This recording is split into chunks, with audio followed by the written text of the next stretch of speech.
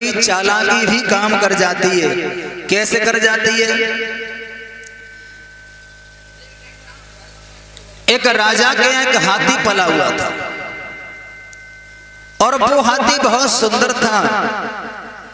एक दिन राजा ने अपने मंत्रियों से कहा कि देखो मेरा ये हाथी है, किसी तरीके से मर नहीं पाए, जो खाए इसे खिलाइए, जो पिए इसे पिलाइए। अगर हाथी मेरा मर गया और किसी ने आकर के हमें सूचना दी कि तुम्हारा हाथी मर गया तो हम उसे फांसी लगा देंगे। ध्यान रहे, देखना चालाकी कैसे काम करती है। अब भैया हाथी जिए तो कब तक जिए? एक दिन ऐसा हुआ कि वो हाथी मर गया। हाथी मर गया। अब मंत्री ये सोचने लगे कि राजा के पास कौन जाएगा ये कहने के लिए कि तुम्हारा हाथी मर गया है, क्योंकि जो भी जाएगा उसे फांसी दे दी जाएगी। उधर से एक चालाक आदमी आया और वो चालाक आदमी बोला भैया ऐसा करो, आप सब कोई मत जाओ, मैं जा रहा हूं राजा के पास सूचना करने के लिए कि तुम्हारा हाथी मर गया। बोले ठीक है। अब देखो चालाक आदमी चला राजा के दरबार में, सबसे पहले जाकर के प्रणाम किया। बोले महाराज की जय हो, सुखी रहो, कैसे आए? बोले कुछ नहीं महाराज, चले आए ऐसे ही। एक तुम्हारा हाथी है ना? बोले हाँ। भाई तुम्हारा हाथी बहुत अच्छा है। बोले हाँ। अभी अभी हमने देखा है तुम्हारा हाथी जमीन पर लेटा है। बोले हाँ। ना तो वो पानी पी रहा है ना तो कुछ खा रहा है, जमीन पर लेट गया है।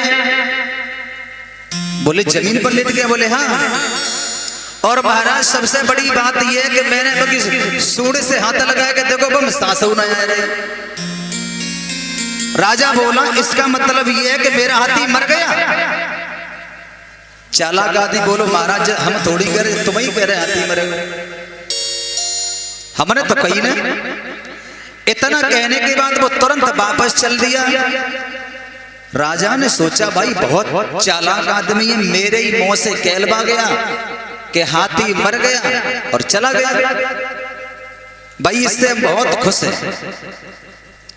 इस आदमी को मेरे पास बुलाओ, हमें से इनाम देना चाहते हैं, ये इससे बहुत खुश हैं।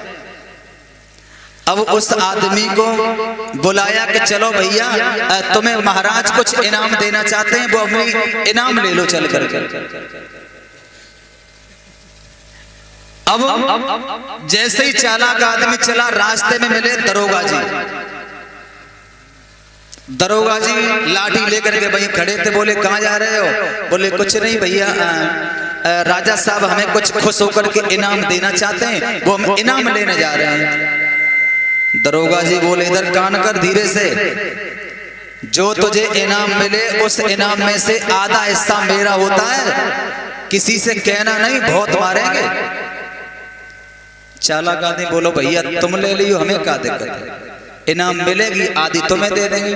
आगे गए, दीवान जी खड़े थे। दीवान जी बोले आधे में से आधा हिस्सा मेरा होता है, समझे?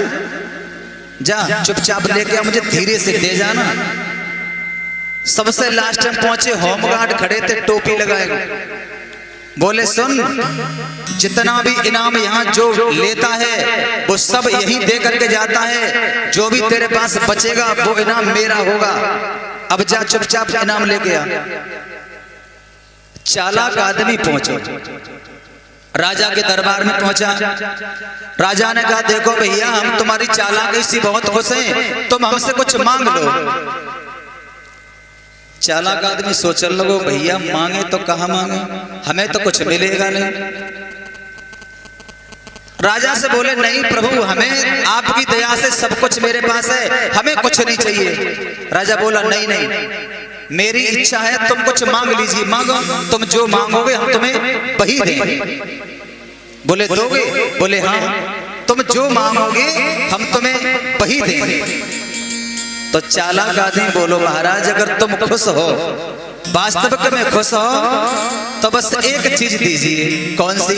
तो वो चालाक आदमी मांगने लगा। क्या मांग रहा है? आइए गौर करते हैं।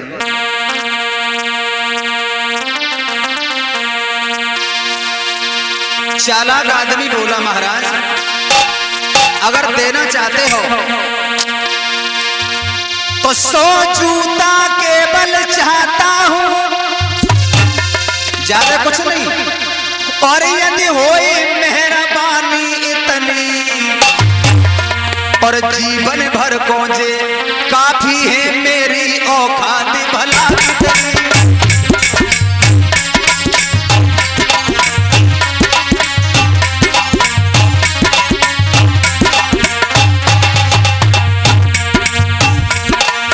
चालाक आदमी बोलो, हे महाराज 100 जूता के बचाता हूँ, होई मेहरबानी इतनी, जीवन भर पहुंचे काफी है मेरी औकात भला कितनी।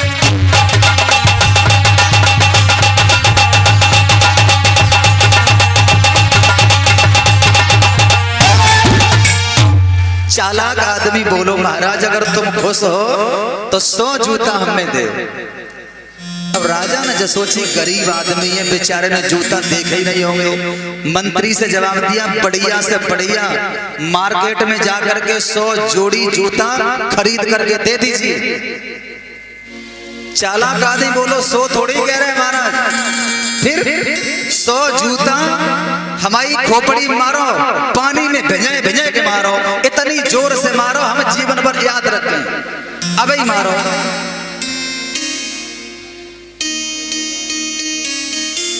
राजा बोला, कैसा बेवकूफ आदमी है, हम सोच रहे गरीब आदमी है, चलो इसे कुछ इनाम दे दें, और वो ये कह रहा है कि 100 जूता हमारी खोपड़ी मारो, कस कस के मारो, भिजाए के मारो। बेवकूफ है क्या? बोले एक बार फिर ध्यान कर ले। बोले मैंने ध्यान कर लिया, 100 जूता मेरी खोपड़ी में तुरंत मारो। राजा को क्रोध हो गया। जैसे ही क्रोध आया, मंत्री सारा किया, जल्लादों इसे पकड़ लो, इस खम्मे से बांध के इसकी खोपड़ी में 100 जूता दे। जल्लादों ने पकड़ लिया, एक खम्मे से बांध लिया।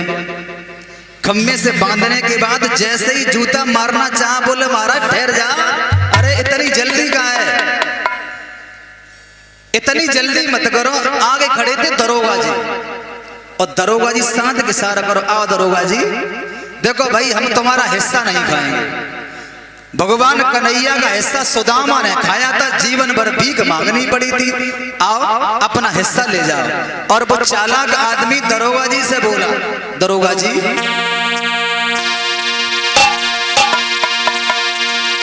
बोला, आओ दरोगा जी, और आधा हिस्सा तो आपका है, और छोटा या बड़ा पसंद करो, देखो तो कौन नापका है।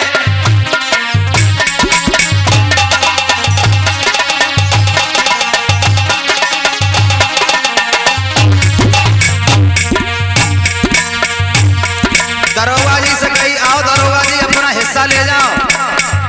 के नंबर को ले, शोर बताए दियो, 7 को ले, 8 को ले, 9 को ले, 10 को ले, अपना नाम बता देना चांद का। और वो चालाक आदमी बोला,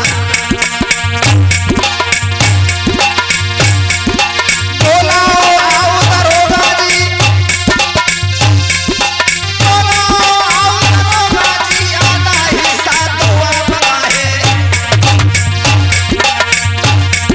छोटा या बड़ा पसंद करो, देखो तो कौन नापका है।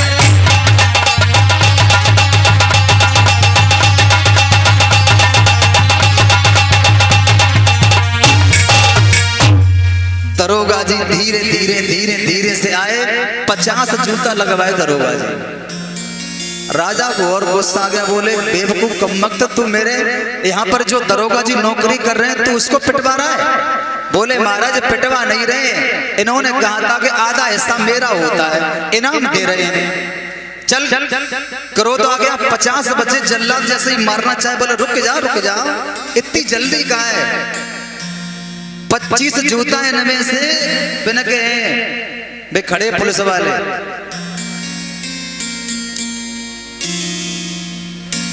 25 लगवाए पुलिस वाले में, अब बचे 25। बोले अब तो ये तेरा होगा। बोले ये भी मेरा नहीं है। फिर ये किसका है? बोले वे खड़े टोपी लगाए होमगार्ड जी उनके। होमगार्ड के सारे से बोला, होमगार्ड पीछे चल रहे। बोले कहाँ जा रहे हो? इनाम ले जाओ। मेरा कुछ नहीं है, सब तुम्हारा ही है। कहने का मतलब है सबको पिटवा करके चल दिया। राजा ने दोबारा से बुला करके उसे अपने गद्दी के नीचे खड़ा कर लिया। कहने का मतलब ये है कि बात न केवल बैठे खाओ और बातें न तो लाते खाओ। बोली गोविंद भगवान की। एक लाइन